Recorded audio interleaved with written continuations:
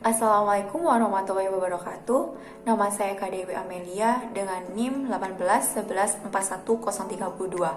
Dalam video kali ini, saya akan membahas tentang program keterpaduan keluarga berencana, kesehatan, dan puskesmas.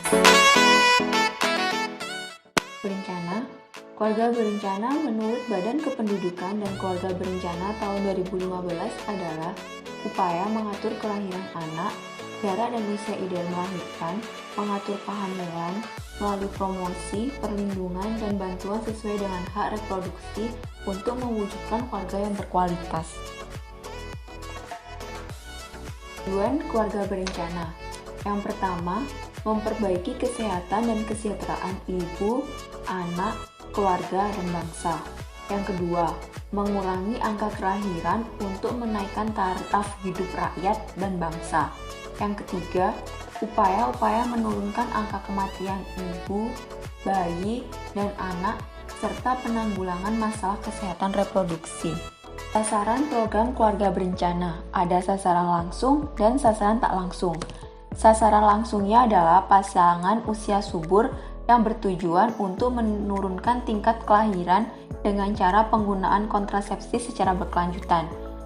Sedangkan sasaran tak langsung adalah pelaksana dan pengelola KB. Tujuannya untuk menurunkan tingkat kelahiran melalui pendekatan kebijaksanaan, kependudukan terpadu dalam rangka mencapai keluarga yang berkualitas, keluarga sejahtera. Macam-macam metode kontrasepsi. Yang pertama, ada metode kontrasepsi sederhana. Metode ini terdiri dari dua, yaitu metode kontrasepsi sederhana tanpa alat, yang contohnya yaitu metode amonitor-laktasi atau MAL, coitus interruptus, metode kalender, metode lendir serviks atau MOP, metode suhu basal badan, dan siptotermal. Yang kedua, metode kontrasepsi sederhana dengan alat, yaitu kondom, diafragma, dan spermida. Selanjutnya ada metode kontrasepsi hormonal. Metode ini juga dibagi menjadi dua, yaitu yang kombinasi atau mengandung hormon progesteron dan estrogen sintetik, dan ada yang hanya berisi progesteron saja.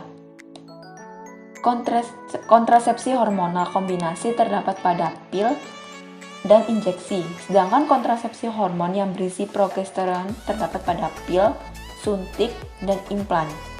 Selanjutnya ada metode kontrasepsi dengan alat kontrasepsi dalam rahim atau disebut AKDR. AKDR ini juga sebagian garis besar dibagi menjadi dua, AKDR yang mengandung hormon atau sintetik progesteron dan yang tidak ada hormon.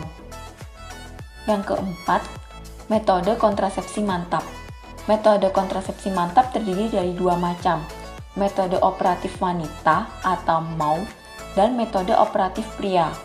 Sedangkan metode operatif wanita ini sering disebut dengan tubektomi, karena prinsip metode ini memotong atau mengikat seluruh tuba Fallopi sehingga mencegah pertemuan antara ovum dan sperma. Sedangkan metode operatif pria biasa disebut dengan vasektomi, yaitu memotong atau mengikat saluran vas deferens sehingga cairan sperma tidak dapat dikeluarkan atau tidak diejakulasikan. Sedangkan yang terakhir adalah metode kontrasepsi darurat. Metode ini yang dipakai dua macam, yaitu yang pil dan AKDR. Menurut saya terdapat masalah komplikasi pada bekas suntikan KB berupa infeksi. Infeksi ini bisa terjadi karena kelalaian bidan pada saat melakukan tindakan yang mengakibatkan pasien terkena infeksi. Terjadinya infeksi ini bisa diminimalisir dengan cara penggunaan jarum suntik yang hanya dilakukan sekali, kemudian dibuang, dan membersihkan bagian yang akan dilakukan penyuntikan. Jika hal tersebut terlewatkan, maka tentu akan terjadi komplikasi atau muncul bengkak, bernanah, hingga demam karena bekas suntikan tersebut terinfeksi oleh kuman. Kasus ini bisa disebut dengan kasus malpraktek karena bidan tidak melakukan sesuai dengan SOP. Seharusnya bidan melakukannya dengan SOP. Pasien ini bisa menuntut atas tindakan yang bidan lakukan karena menyebabkan luka berat pada dirinya. Bidan yang melakukan tindakan malpraktek maka perlu bertanggung jawab atas tindakan yang telah dia lakukan, karena hukum tersebut bersifat individual, tidak dapat diwakilkan. Jika tidak dilaporkan, maka bidan ini akan terus melakukan tindakan malpraktek dan banyak korban selanjutnya.